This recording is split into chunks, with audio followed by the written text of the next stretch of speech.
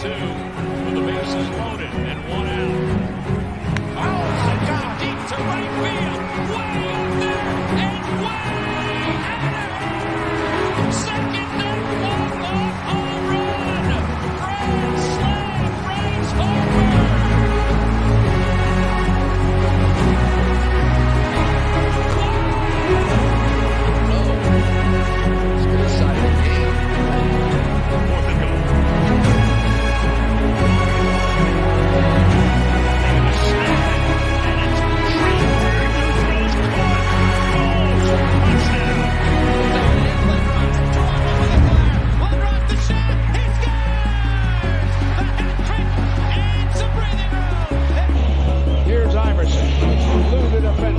Stays right where Allen wants to go. Wants the baseline. Fade away. Yes! He's way too good. He steps the wrong move and drilled it. And the Sixers have scored 9 in a row. 7 straight points by Iverson. Looked like he was down the ball.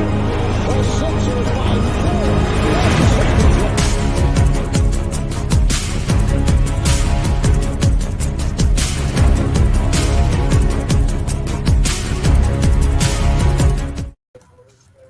And welcome once again to the Sports Skillet Radio Show. We want to thank you for taking time out of your day to spend it with us. Thank you very much. And reminder, you can always get all your latest sports news shows update over at sportsskilletradio.com. Lots of sports news. We have our Twitter feed going 24 hours a day, 7 days a week, so you want to tune in for that. All great articles, stuff from Mike Nebbia, as well as all our other contributors. I am Jay. I am joined this week by Mike Nebbia, the coach Shane McGowan. And Shane, can you let everybody know how they can find you on your social media account? Yep, you can reach me at mentaledgeperformance.ca and as well as mental_edge_performance. How are we doing today, boys? We are fired up. Why? Because we got a hot and close National League Eastern Division race, but even more than that, we are fired up because we got the NFL back. We actually got to watch some games. Practice is somewhat over. Now we're getting into the preseason games. I know a lot of people tend to overlook the preseason games, but we got a lot of battles going on. We want to see how these young quarterbacks are looking, and some of them look to be pretty good. Let's start off. We'll get to the Eagles, of course, and the Jets as well as the Giants. But let's start off with the team that people have been talking about in the offseason, the Green Bay Packers. We got to see quarterback Jordan Love in his first game, and he actually looked pretty good, Shane. No, I mean, I think Jordan came out and did what he had to do. He had – look at – from all counts, he's had a very good camp, and again too is I think we also got to look at and say next year this is probably going to be his team. You know what I mean? With Rodgers possibly on the move somewhere else, right? So they gave him a lot, and they're going to keep giving him a lot of reps during the preseason, which I think is going to be huge for him and his development because it's all been said the same thing. This is the only time you're really going to see this guy play is right now during the season, unless unfortunately Aaron gets hurt somehow. You're not going to see Jordan Love in the games at all. Even if you're blowing a team out by 30, you're not really going to see Aaron get pulled, right? So right now they got to evaluate and do their very best because, like I said, come next year, this is the team that he's supposed to help lead. So his production right now is going to be huge and everything like that. And like I said, there was really out of all the games, there was a lot of young quarterbacks that started out there that are vying for either number one or for that backup role. And I like I said, I think it was a great weekend thus far with all these teams and these young guys, and they definitely put on a good show for a lot of us. Yeah, and I think Jordan Love proved that he could probably be a starting quarterback in the NFL. I don't know how good he's going to be. Again, a lot of these games they aren't game planning for. The defenses are vanilla, the offenses are vanilla. They don't want to give away too much of their what they're going to look like in the preseason. They want to save that for the start of the season. But you do get to see – but they do play each other. You do get to see the wide receivers go up against cornerbacks and safeties, and you do get to get a little bit of an evaluation as to how good some of these quarterbacks may be down the line. And I thought Jordan Love played okay for the Green Bay Packers. I really did. You know what he did, and I'll tell you another one that really stood out for me was Justin Fields for the Bears. I thought Justin Fields had probably close to the best out of all of these guys with his production out there, and I think that's exactly the lift that the Bears wanted to see too, because I mean they're going, okay, this is going to be our franchise guy as well. You know what I mean? So this is very, very good for the Bears in that way, and also give Zach Wilson a lot of credit too. I think Zach also for the Jets, I think he's going to give himself and give that team a little bit more of an uplift. And I think he also got a good vote of confidence from his coaches as well, too. Yeah, and you bring up Justin Fields. He's another quarterback I wanted to talk about a little bit because he comes out. He's vying for the number one quarterback for position for the Chicago Bears. They brought in Andy Dalton, and I don't think if you're a Bears fan, you want to see any part of Andy Dalton starting out the season. But I don't know. Do you think Justin Fields has a shot to unseat Andy Dalton as a starting quarterback at the beginning of the season, or do you think they'll keep him on the bench? You know what? These next couple of games are going to dictate a little bit more. If he can have that solid type of production, I wouldn't be surprised if they still said week 1 we'll start Dalton, at least for the first bit, to see what happens there. By game 4 of preseason, you're going to get a better idea. You know what I mean? Game 4 comes of preseason, and if Dalton is starting, only 3 games this year. It's only a 3-game preseason. Oh, that's right. Yeah. So you got one more, and then you got another one, and then that's it, right? But like I said, you're gonna get a better idea of what they're gonna do in that direction. But like I said, I have a feeling that they want to get Fields a little bit more repetition out there and saying, hey, listen, you know, he's got a great opportunity to be the number one guy right now. And that's all you're asking for. And I mean, really, it's going to now come down to, I think Chicago's looking at it better of saying, who gives us the best opportunity to win? You know what I mean? Who gives us the best opportunity to win each week? And is that going to be Fields or is that going to be Dalton? That's true. What do you think, Mike?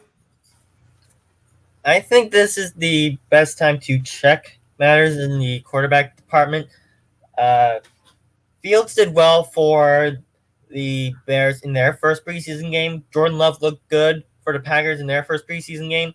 And to build off of what Shane said, next year this is going to be Jordan Love's team, considering the Aaron Rodgers situation. Yeah.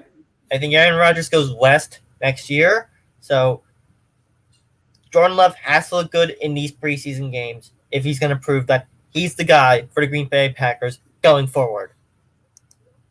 Yep. The other game I think people were looking at too is the Cleveland Browns and the Jacksonville Jaguars, because you had the number 1 overall pick in the draft, Trevor Lawrence, getting his first game action. Of course, the Browns won the game 23-13. I don't think we put a lot of stock in the overall wins and losses, but we look for the actual gameplay for some of these guys. And what did you think of Trevor Lawrence, Shane? He was nervous. There's no question about that. He was nervous out there. He threw a lot of, the balls that he was throwing out there, they did kind of sail a bit on him. It wasn't quite on the timing. And again, that's your adrenaline, that's your nerves, that's everything like that. Trying to establish who your go-to guys are.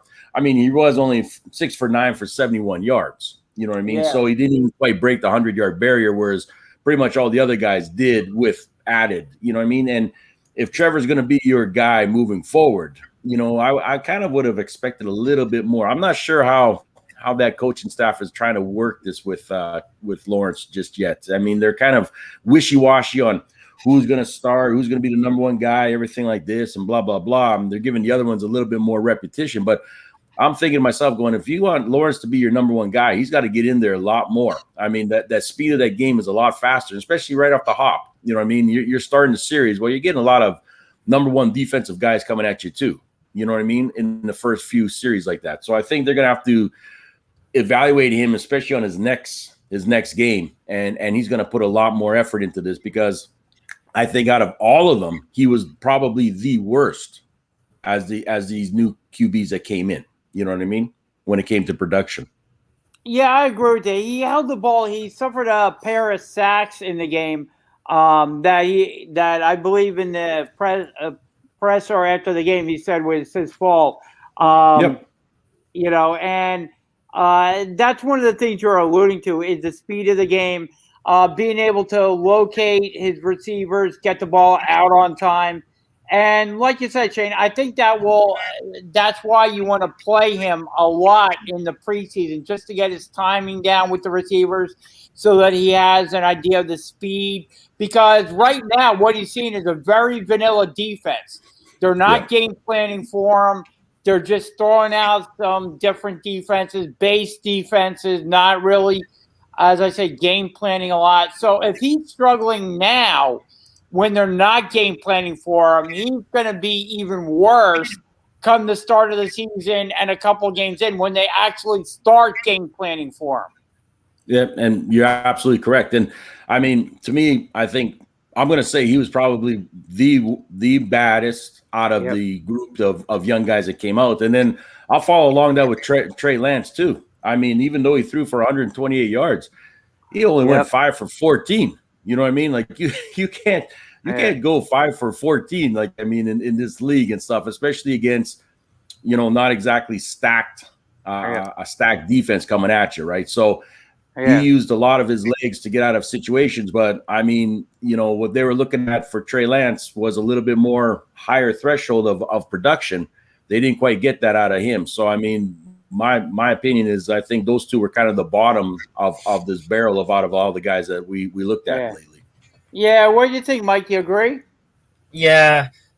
Trey Lance is going to be up against stacked rosters in his first NFL season. And this was not a good barometer for what to expect out of him. I think once you get into game 2 and 3 of the preseason, we're going to see a lot more of Trey Lance going forward.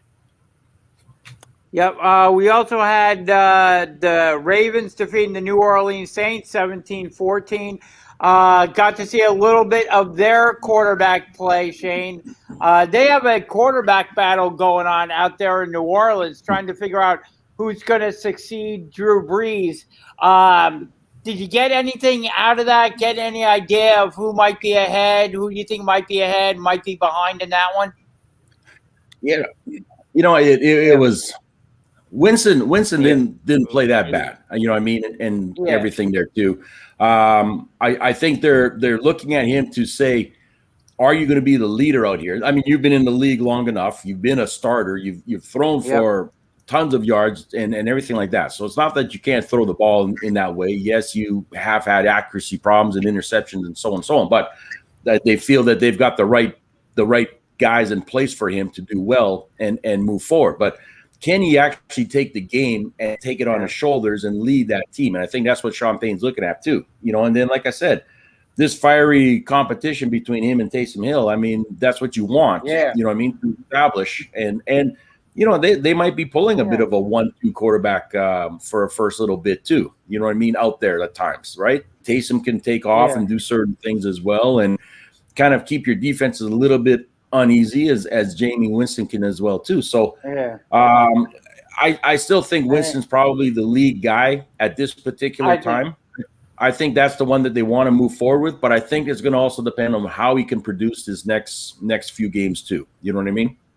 Yeah, I kind of agree with that. I think Winston will wind up being the starting quarterback. I'd like to leave Taysom Hill kind of in that jack of all trades kind of mode that they've always had him in.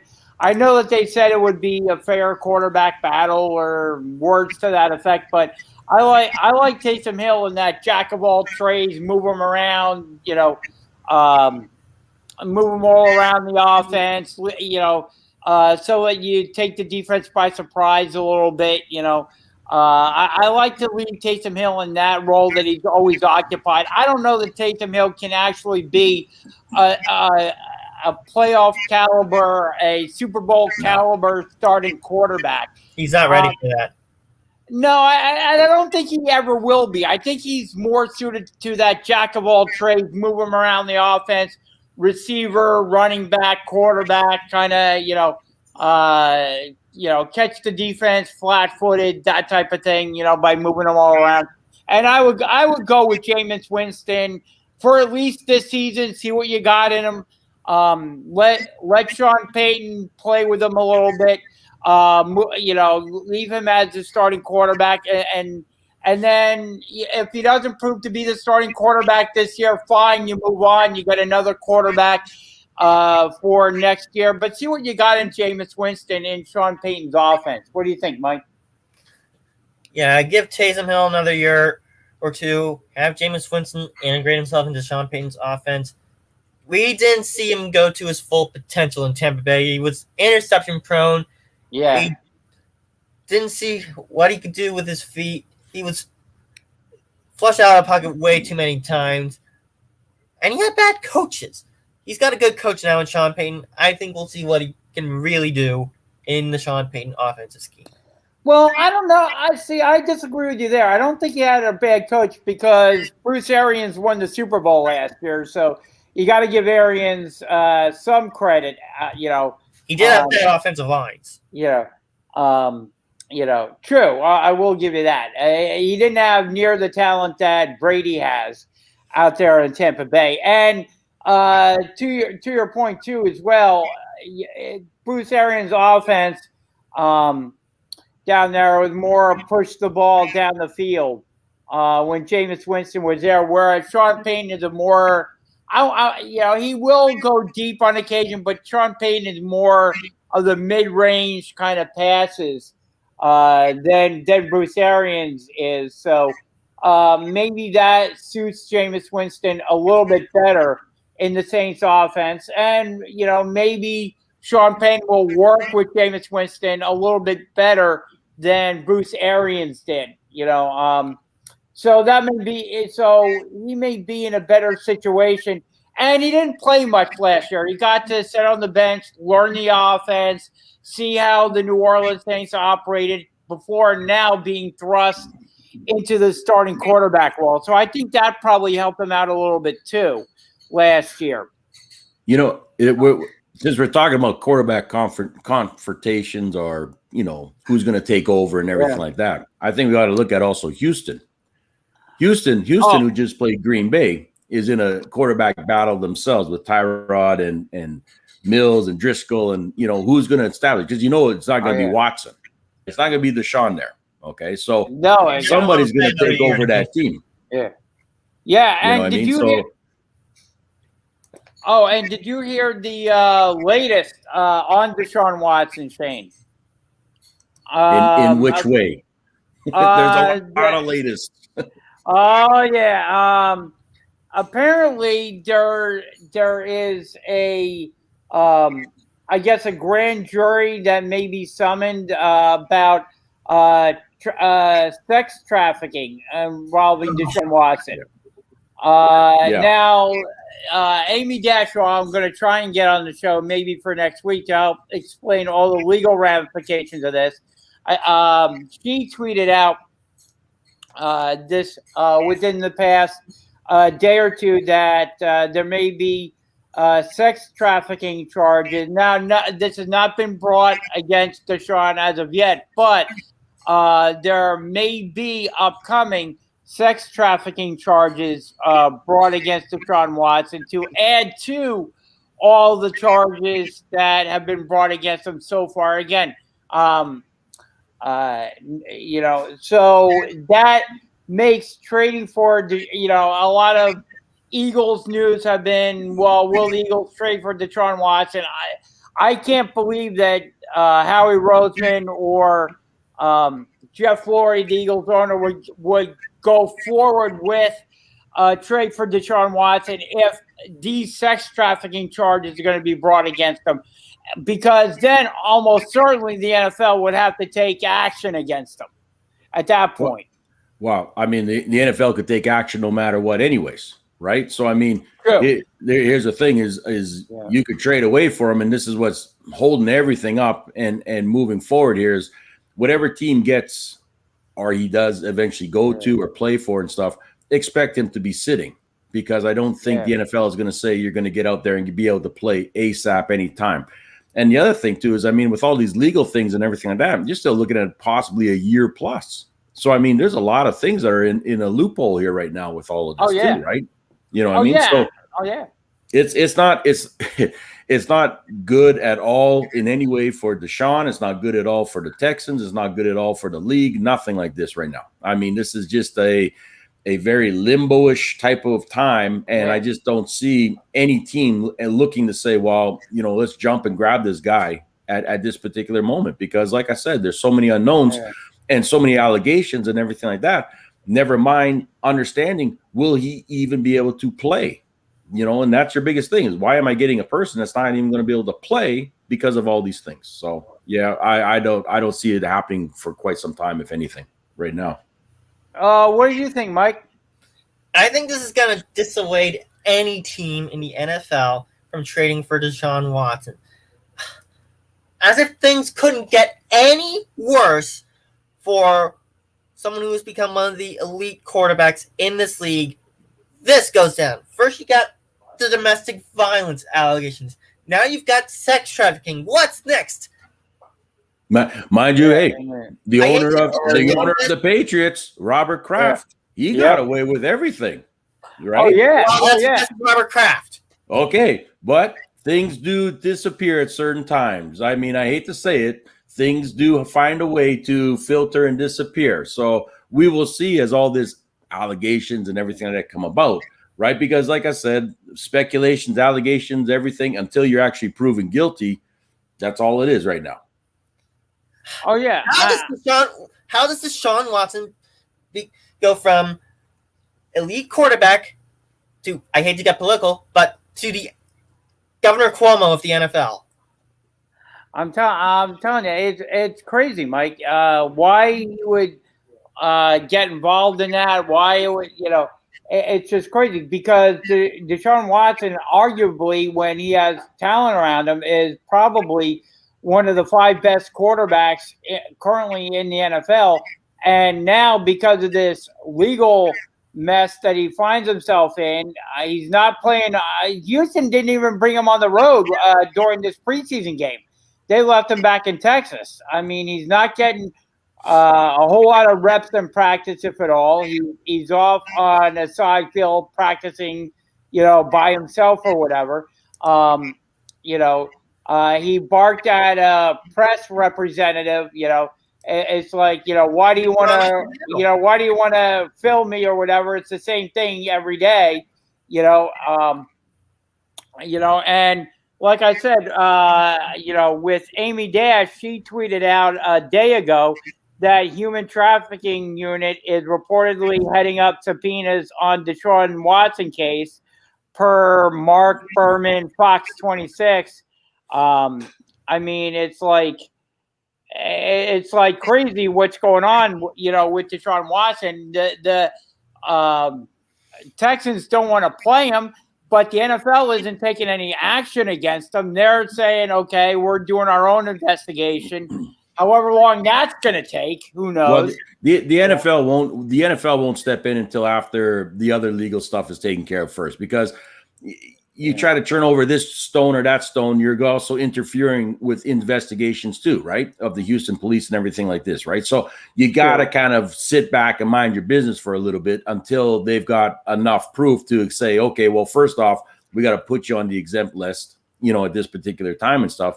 Right now, like I said, Deshaun's got to keep doing what he's doing and let his legal team and everything like this take over. He's at camp. I mean, and it's kind of funny, is he's not necessarily hiding anything either. You know what I mean? He's not. He's asked for his days. He's asked for his time to address these complaints and accusations at him and everything like that. So, I mean, in many ways, he wants this done with. And again, too, is until we find out that this is actually true of these allegations of sexual, you know, and everything like this, trafficking, then, you know, that takes it to a whole new different level of a ball game that's just not good in any way at all. That's for damn sure. So we will see within the next, like you said, probably within the next week or so where this is all heading to. But like I said, right now the Texans got to worry about who's going to be their number one guy to lead this team. Exactly.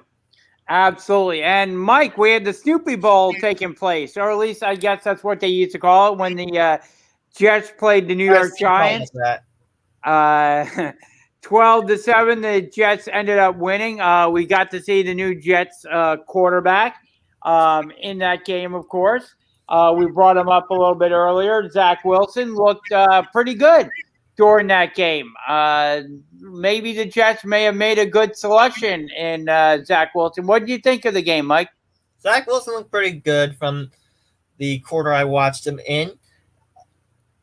Improvement over Sam Darnold, that's for sure.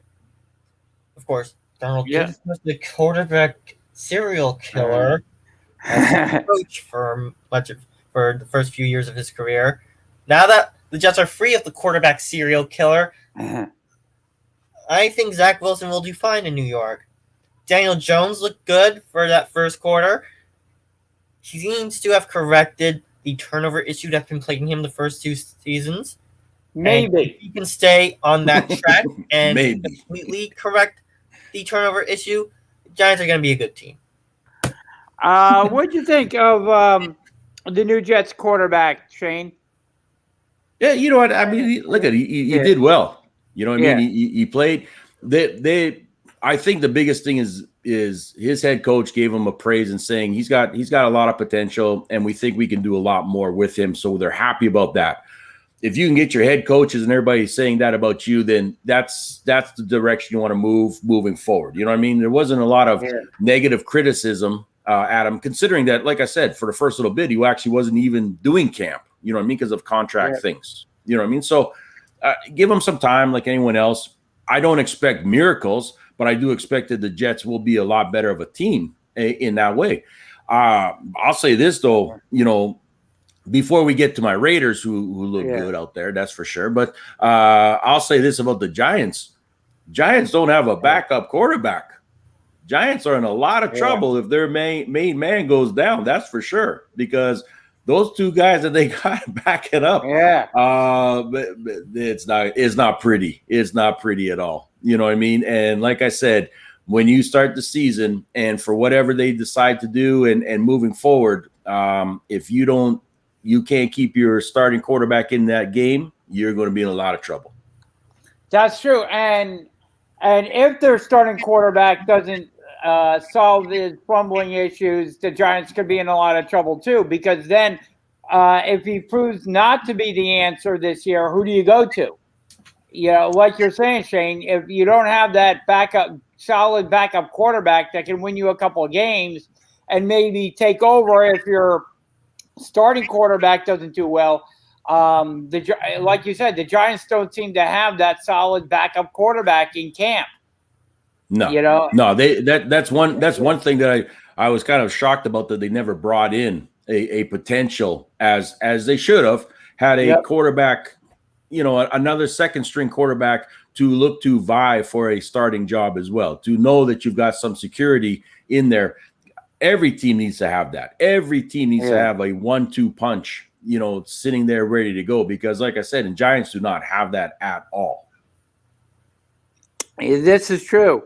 Moving on a little bit, we had the Kansas City Chiefs defeat the 49ers 19-16. Again, scores don't really matter, but we did get to see Trey Lance in his first preseason action.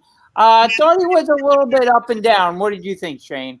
Yeah, no, he was. I mean, you got the nerves in you and everything like that. And again, I mean, it's, you're coming from a college that, he just did a 1 year with that's kind of at a high pace, but you got a speed difference out there. The Chiefs brought some heat to him real fast and made him have to get out there and run and scramble and stuff. But like I said, I mean, that is for that team and for Lance moving forward. Are you going to be able to understand Shanahan's complex offense? Are you going to be able to produce and make things happen? and sit in that pocket a little bit, feeling that heat and realizing that I got to sit in that pocket a little bit and get rid of the ball on the timing part, or am I going to get too nervous and take off? And I think that's where it's going to come down to the experience. And I mean, look, I give Garoppolo credit for that. He does sit in that pocket. He does wait and everything. He just needs to understand the complexity of that offense that Shanahan runs. And Trey Lance has to follow suit that way. Yes, he's probably one of the best mobile quarterbacks out there. But you do not want him becoming your lead rusher. You know what I mean? Ask Russell Wilson on that in Seattle. You don't want that being your lead rusher. Yep, exactly. And that's why I think Trey Lance is probably going to start the season on the bench, because you do have Jimmy Garoppolo there. Garoppolo has the experience, has the excellent win-loss record. The only thing against Garoppolo is remaining healthy. And the one thing with Trey Lance, unlike some of the other quarterbacks we've been talking about up to now, is that Trey Lance does not have the in-game experience that the other quarterbacks have. So he has to – I think he has to play a lot in the preseason to get that in-game experience, even if these defenses, like we've been saying, are vanilla, aren't game playing against him. At least he gets to see the speed of the game and get that in-game experience, which I think he absolutely needs in order to get better. Yeah, there's no question about that. He has to, if he's going to move forward and be, somebody that team can trust as a backup. You know what I mean? And look and saying, you know what, eventually you can vie for the number one job as well. And most importantly, is have the confidence of that coaching staff to say, listen, Garoppolo ain't playing well. We got to make a change. We got to get you in there. You can spark it and let's go. And that's the thing. And so you're right. He's got to get a little bit more. We'll see in the next game performs and everything like that. I think when he looks at himself on film, he'll see where he missed the opportunities of certain stuff and realize, okay, I got to be a little bit more patient in that pocket and understand it. So yeah, it's gonna be a battle out there, no question. But I do agree that Garoppolo will probably be the man that starts without a question of a doubt. Yep, and we got to get to your Raiders, Shane. They defeated the Seahawks 20-7, and your Raiders, Shane, pretty good win for them. Oh, you know what? It was nice for them to actually get into Allegiant as well, too. That stadium, right? You gave the fans something, which was nice to see. It had been a long time and everything, and hey, Peterman, that guy threw for like about 250 yards. You know what I mean? And like I said, he didn't do bad at all considering what they had out there and everything. I was impressed with how that team was playing in many ways.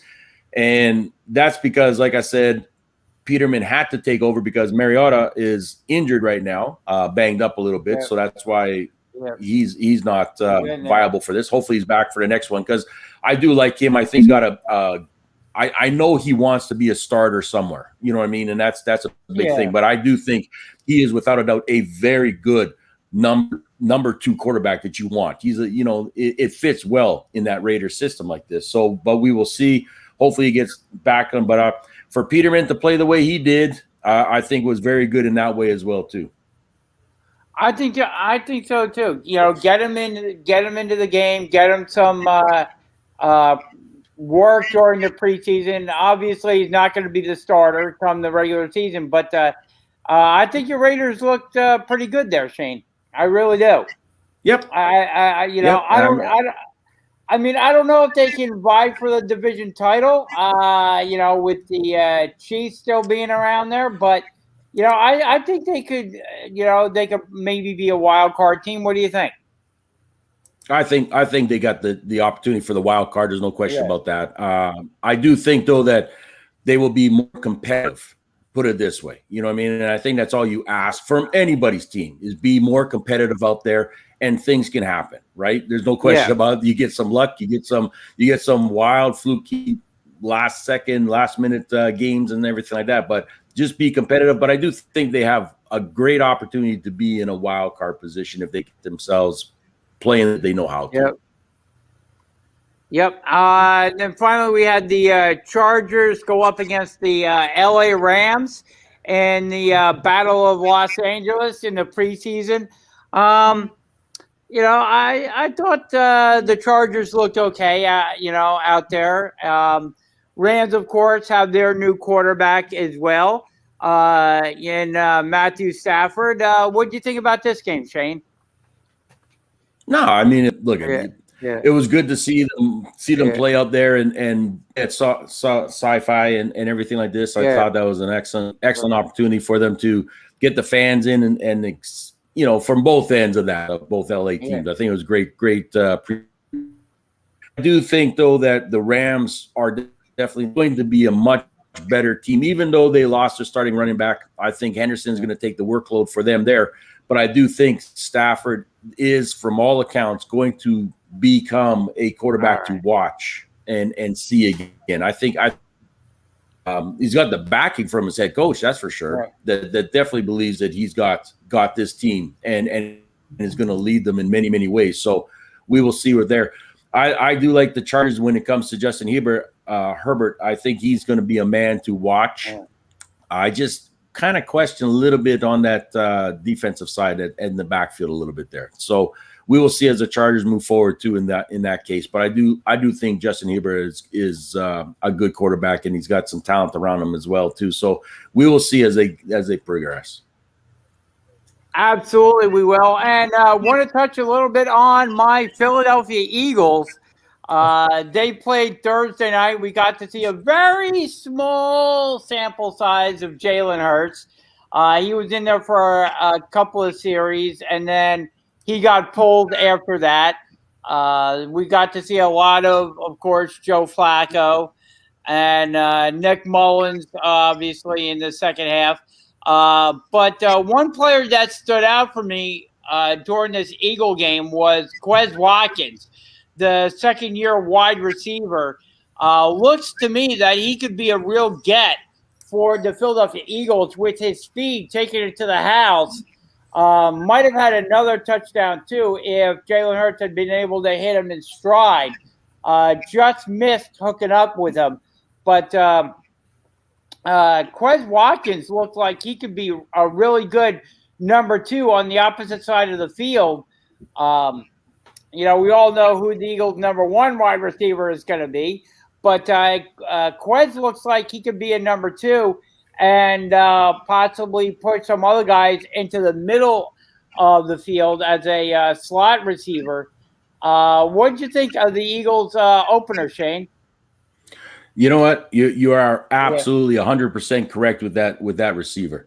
Quez Watkins, he is a speedster, and if he can get the timing right with Jalen or whoever's out there throwing it to him, this guy's going to be really dynamic. And you're very fortunate because, like I said, having him out there with the other guys, Smith and everything like this, it's going to make a big difference. It really is. It's a good threat. It really is. It's just a matter, can Jalen or whoever get that protection needed to get that ball downfield, because he's a big playmaker. He's going to be a big playmaker in this way, and that's all you want from him. But he's got talent. He's got loads of talent. And from what I was understanding too, the betting odds are very high when they like to pick him in many things on the DraftKings and FanDuel sides of stuff like this, because they do see a lot of potential of this young man as he moves forward. So he is definitely going to be a very, very eyeful to watch. And I think that's a good thing for the Eagles.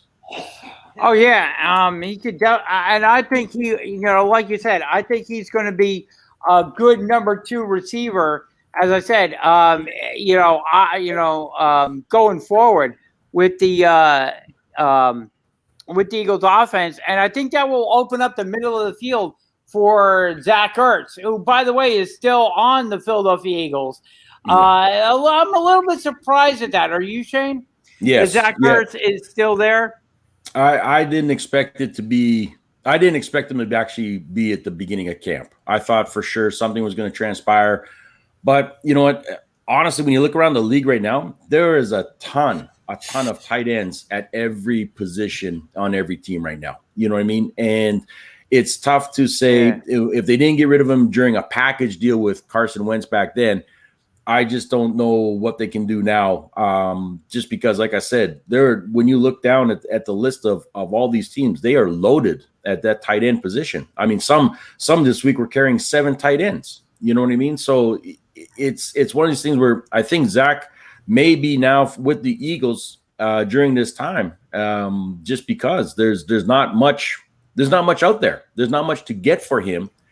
And do you need to if he can produce a little bit for you, like you said, in the middle and everything like this? I don't question that he can't produce to a certain degree.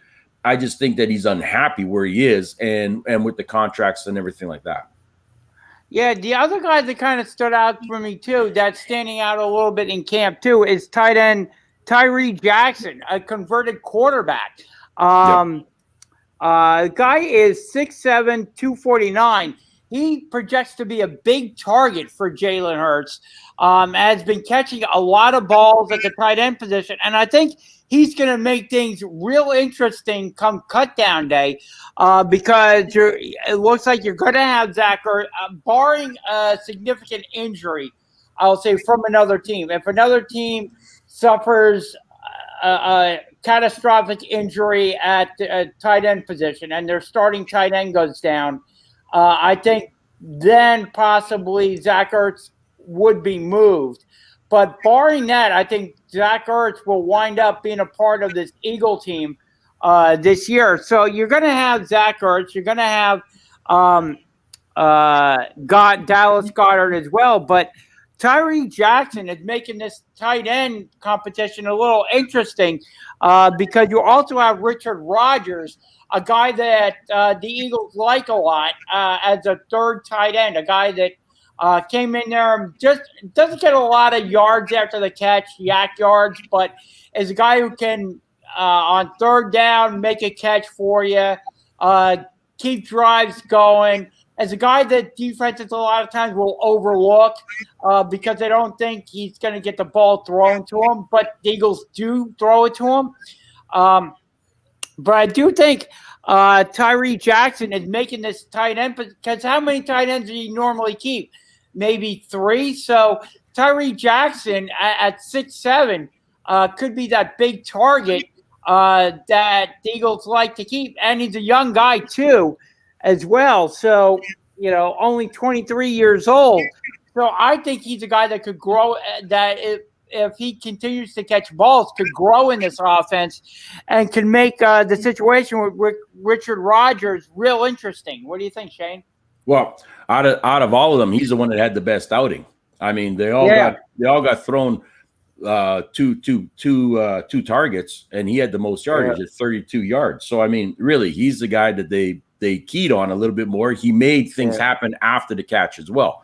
So you're right. I do think he's that one that they're looking at saying, we do not want to lose him. He is going to be a young talent. He's a big target, no question about it. Yeah. It's now coming down to, again, too, is the blocking schemes. You know what I mean? We all know tight ends got to block, you got to protect, because especially when you get out there on the run and everything there. So if he can produce the way they see it, you know what? You never know. You might see Ertz and them take a back seat to a young guy like this in that way, right? So there's going to be some decisions made. There's going to be some decisions made when it comes to cut downs and who are keeping on the rosters and looking at saying, well, you know what, we don't want to bench you, but guess what? We might have to. So I think a lot of teams are going to see certain things like this happening that, you kind of would not expect if it was last year or the year before, but there's a lot of young talent that's come up that have taken over position. So I think it's a good battle at that tight end spot for you guys. Yep. And speaking of battles, I think the battle at left tackle is over. If it wasn't over before, I think it's over now. Andre Dillard ended up suffering an injury in camp this past week. And of course, he was battling, he was the Eagles' first-round draft pick. He's battling Jordan Mailata. And Jordan Mailata has just looked spectacular in camp. Has been doing everything the head coach and the offensive line coach, Jeff Stoutland, has been asking of him. Has looked great in camp. Of course, Mailata is the 6'8", 365-pound left tackle. Just a wall out there, and has spent the past couple of seasons being built up, learning under Jason Peters, who, by the way, just signed a contract with the Chicago Bears at age 39, I believe he is. So good luck to Jason Peters out there in Chicago. But I believe the battle at left tackle is over between him and Dillard. Dillard hasn't looked good. I will say Dillard hasn't looked good during training camp. Dillard, 6'5", 315 pounds, was injured last year, but even before he was injured, wasn't looking real great. And I think Jordan Mailata should be, if everything is equal, I think Jordan Mailata will be the Eagles' left tackle, protecting Jalen Hurts this coming season. I don't see much of a battle left between him and Andre Dillard. I think Harry Roseman, if he has control of the final 53, will want Dillard on there because, of course, he doesn't want to look bad drafting Dillard in the first round, but Jordan Mailata is just heads and tails above Dillard at this point. And I think Harry Roseman will look to possibly trade Dillard. I think he's probably had the phone calls going already trying to move him, and will do whatever he can to try and move Dillard before cutdown day or during cutdown day and try and get something for him. What do you think, Shane? Yeah, no, you're absolutely correct. Now, again, too, is we all know that linemen go down pretty fast, right? So you got to kind of look at some things, too, and say, do I need to make sure I'm holding on to somebody as well, too, just in case, you know what I mean, that can fill in those spots along the line or make the adjustments and not skip a beat? Or can I look for that way of potentially getting him out and bringing something back in return, too? So you got to – it's kind of a slippery slope when it comes to some of that, because we all understand that this is just preseason. We haven't hit the actual season yet. And we've seen a lot of things happen, not only in training camp, but I mean, as well as when the first week of the actual games come and count on how much you're giving it. And all of a sudden something slips and falls or whatever else. I mean, you got to be prepared. So I think they're going to be a little cautious about how fast they get rid of any old linemen at this particular time. And it's good that somebody's stepping in to fill in these spots and take over and want to lead that. But again, too, is like I said, injuries happen, and you got to be very careful about how fast you get rid of, because all of a sudden you lose somebody in week 6, right? That just can sink you a lot faster, because and you guys saw that tremendously of how many times when your line went down, how much Carson Wentz was under the gun and pressured and Jalen, and it was not a pretty sight. You know what I mean? So I think if anything, they've learned from experience to say, we got some linemen here. Let's just kind of hold on to them, bite the bullet a little bit on how much we're paying certain things, because we know what can happen to us. Yep, exactly. And turn the page a little bit, Mike. Mets, Phillies, Braves, all in heated contest for first place in the National League East. One of the worst divisions, if not the worst division in Major League Baseball. It's the NFC East baseball. Yep. So the Mets dropped the game yesterday to the LA Dodgers. It was a close one, though, Mike. Almost a no-hitter for the Mets.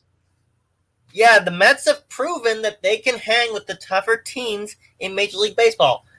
Now they just got proof that they can beat the tougher teams in Major League Baseball. They're only a game and a half back of the Phillies and Braves. If they can win tonight against the Dodgers and the Phillies and Braves lose their games, they'll only be a half game back of both teams heading into a very difficult series against the San Francisco Giants starting up on Monday night. Now, what do you think of that almost no-hitter yesterday? You got a good pitching performance, Mike, but again, the Mets offense just does not come through for them, Mike. Got to be immensely frustrating and disappointing. It is. Taijuan Walker had a great bounce-back game after all the struggles he's had since the All-Star break. He needed this game, and he got a bounce-back performance. Now we just need our key pieces back. We need Baez back. We need Lindor back. We definitely need DeGrom back soon. We're getting Lindor back soon. We're getting Baez back hopefully soon. We just need DeGrom back in the rotation. Mets are playing Dodgers tonight, correct? Yes, and you got to deal with Scherzer. So the Mets aren't winning tonight. Yes, I would say so. They got to deal with over the hill Max Scherzer. Yeah, well, you got Well- Scherzer starting, and I mean, yeah, I don't see that happening. This is the hottest pitcher in the league right now. They've Just gotten about. to Scherzer before. They've gotten to him before when he was with the Nationals. Yeah, that's the Well- Nationals. This is the Dodgers now. Exactly. Dodgers got some big They- bats. They Big know bats. how to deal with Scherzer. And your pitcher is who? Who's your pitcher tonight? Who's pitching for the Mets, Mike? Let me check MLB.com. Okay. Yeah, you're not gonna like who it I is. don't, probably not. But I would say, I mean, the Phillies, who have I would say a much better. Carrasco is pitching. Coming off the injured list, Carlos Carrasco. So I don't know what you're going to be. I don't know what you're going to be able to get out And of. almost none of the Dodger batters have faced Carrasco before. Yeah, well, Carrasco hasn't done anything before either. But I would say Carrasco. You know, you coming off the injured list, you don't know what you're going to get out of him. But the Phillies If went Mets up. get 5 or 6 innings out of him, it would lessen the load on the bullpen. True. They gotta get length out of their pitchers. If Carrasco goes 6, that would be a great outing for him. It would be coming off the injured list. Absolutely. If you could get 6 innings out of him, absolutely. I don't know if he's going to be on a pitch count or not, or innings limit, something like that. I'd go 6 innings or 90 pitches. Yeah, I would probably do about the same, because you don't want to burn him out in his first start back off the injured list. What if his first starts off the injured list? 6 innings or 90 pitches. That's where I would set the bar. Yeah, And depending on how he's feeling, I would give him the 7th. Maybe. Depending. Yeah, maybe. You don't want to necessarily, like I said, you don't want to necessarily burn him out right off coming off the injured list. But going up against Scherzer is no easy task. I saw the Phillies go up against him a couple times in the past, especially last week. And Scherzer is one heck of a good starting pitcher, and the Mets pop gun offense, Mike. Until they show me something different that they can hit, you got to go with Scherzer in this game. You just have to. Until the Mets show that their offense is back. I mean, you got to go with Scherzer in this one. Didn't the Phillies have Nola pitch against the Dodgers? Yeah, it was Nola Scherzer last week, and Nola, and they were going head to head, back and forth. In fact, Nola's pitching today for the Phillies, right? And Nola pitched probably one of the best games he's pitched this year, and unfortunately, the rain showed up, and there was a torrential downpour. And both starters ended up getting pulled out of the game. It ended up becoming a bullpen game. Yeah. But Scherzer showed that he's still one of the best pitchers in baseball last week. So right now it looks like another loss for the Mets. And then you got to depend on the Phillies and or Atlanta losing for the Mets to gain any ground. And if the Mets lose again, now you're 2.5 back, and you still have to face the Dodgers again and the Giants. This is a rough stretch for the Mets, Mike. Yeah, if they can go 7-6 in this stretch, 7-6. Mike. That's where I had them going into the stretch. Mike, 7-6. How, Mike? Tell me how. Tell me how you have them doing that, Mike. How? Because I ask this realistically because you have to look at their offense, Mike. And the Dodgers and the Giants are 2 of the best teams in baseball. So tell me, how can you possibly have them going 7-6? It felt reasonable going in. I mean, I would say at best, I would say if the Mets could have a 500, maybe a game or 2 under 500 or 500, something like that. Something like that. Go 6-7. I mean, because like I said, the Mets offense is showing you nothing right now. Because the Mets could have won last night, but they didn't have enough offense. You know the They could have done Friday, but they decided on Nito bunting, and if he doesn't bunt, Mets win that game. could It's all be. mismanagement on the part of Luis Rojas that's been doing us in. Well, and he had, and true enough. And that's another thing that goes against the Mets. Not only are they not getting significant contributions offensively, but then you have that questionable managerial decisions as well because Beltran would have managed it better. Because he had Stroman stand up there and just be a statue last weekend against the Phillies, striking out, and then the next batter, because I don't want him to hit into a double play, and the next batter comes up, I believe it was Nemo, and hit into a double play. So that was Brandon Nemo that hit into a double play. Yeah. If I was Rojas, I would have had Stroman at least bunt to move the runners along. You would have scored one run, but it would have been a productive out. Exactly. At least if you haven't swinged. How is it that I'd managed the Mets better than Luis Rojas? Exactly. At least if you do that, you put the ball in play, you get and even if Stroman does hit into a double play, at least then you get a run out of it. You're not striking out. I mean that was horrible in my mind. Horrible managerial decisions. Yeah. Beltran would have done better. Exactly. Absolutely. Why'd he have to be implicated in Astros Gate? He was an innocent party. Well, anybody in Houston is an innocent party. Beltran was innocent. He had nothing to do with it. Hey, all I know is they are in for a world of hurt right now with who they got to face. That's the problem. They're up against the top teams, right? Exactly. So, yep.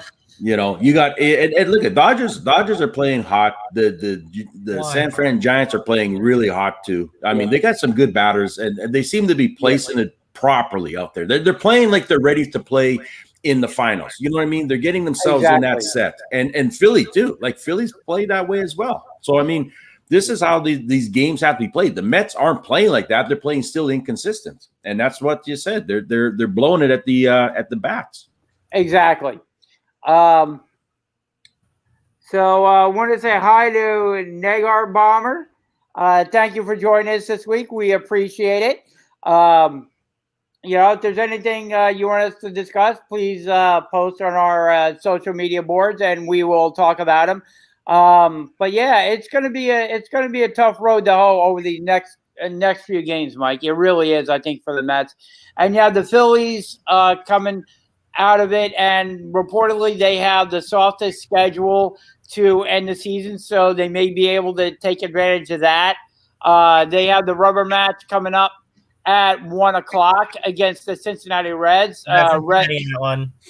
Yep, Reds won the first game. Phillies won yesterday. So we'll see what happens today with Aaron Nola on the mound for the Philadelphia Phillies. See if he can keep up what he was doing the other night for the Philadelphia Phillies. See if he can keep in that good pitching realm. Mike, before we get out of here, what do you got for NASCAR this week? We're going to be on the Indianapolis Motor Speedway road course for this one. And you know that whenever there's a road course race, I just have to pick Chase Elliott for this one. He does fantastically on road courses, and this one's going to be no different. I'm picking Chase Elliott to win the first ever Cup Series race on the Indianapolis Motor Speedway road course. There you go. Just a quick pro wrestling update for everybody. I know this was on pro wrestling, so I'm just going to mute myself. So there you go.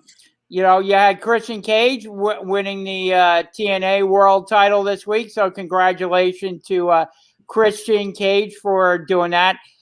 We had some more hype going into SummerSlam between Roman Reigns and John Cena as well. So we're going to be looking forward to SummerSlam coming up next weekend. So a little bit going on there with pro wrestling.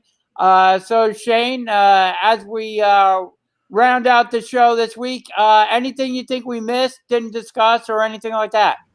No, I think we covered everything. And next week, I think it'll be an awesome show in that way, too, because with another preseason coming in of football, we get a better idea. And again, too, is with this baseball MLB and where people are ranked right now, there's a lot of games leading up to next weekend. So I think we'll get a better idea of where everyone's placed and where we're going into wild card positions as well, too. So looking forward to it, boys. Looking forward to it. And Shane, one last time, how can people find you on your social media? Yeah, you can reach me at mentaledgeperformance.ca or mental_edge_performance. Love to hear from everybody, and we will talk again, gentlemen. Absolutely. Have a great weekend, And everybody. I've got an article I've got a 3-part series of articles coming up for you on the causes, effects, and legacy of the 2004-2005 NHL lockout. I'm working on those right now, so they should be out in time for the upcoming NHL season. Awesome. We will look forward to that, Mike. Absolutely. We want to wish everybody a great rest of your weekend, and we will see you back here again on the Sports Skillet Radio Show. Again, just do a search for Sports Skillet. We pop up. We're all over social media, Twitter, Instagram, Facebook, and YouTube, and head over to sportsskilletradio.com for Mike's articles, all the latest show news, sports update. And we will see you right back here again next week.